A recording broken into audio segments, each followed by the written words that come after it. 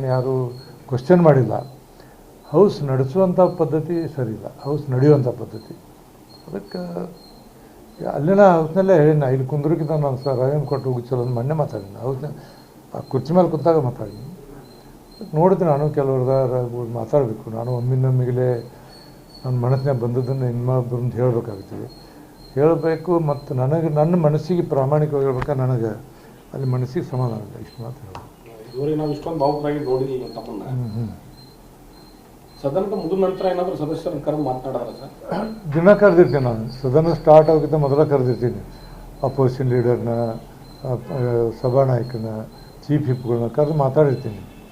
ಮಾತಾಡಿ ಮತ್ತು ಮೊನ್ನೆ ನಾನು ಭಾಳ ಪ್ರಯತ್ನ ಪಟ್ಟೆ. ಲಾಸ್ಟ್ ಡೇ ನೋಡಿರ್ಬೋದು, ಪ್ರಯತ್ನ ಪಟ್ಟೆ ಅದೇನಾಗಲಿಲ್ಲ. ಬಿಲ್ ಹಂಗೆ ಪಾಸ್ ಆಯ್ತು. ಗದ್ದಲದಾಗ ಧಿಕ್ಕಾರ ಕೂಗರ ಬಿಲ್ ಪಾಸ್ ಆಯ್ತು. ಒಂದು ಬಿಲ್ ಮುಸ್ಲಿಮರ ಬಿಲ್ ಬಂದಾಗ ಸದನ ಆಗೋಕ್ಕೂ ಚರ್ಚೆಗೆ ಚಾದು. ಅವಾಗ ಬೈಕಾಟ್ ಮಾಡಿದ್ರು, ಗಲಾಟೆ ಮಾಡಿದರು. ಬಿಲ್ಲನ್ನು ಪಾಸ್ ಮಾಡಿ ಬಂದೆ ಅನಿವಾರ್ಯವಾಗಿ.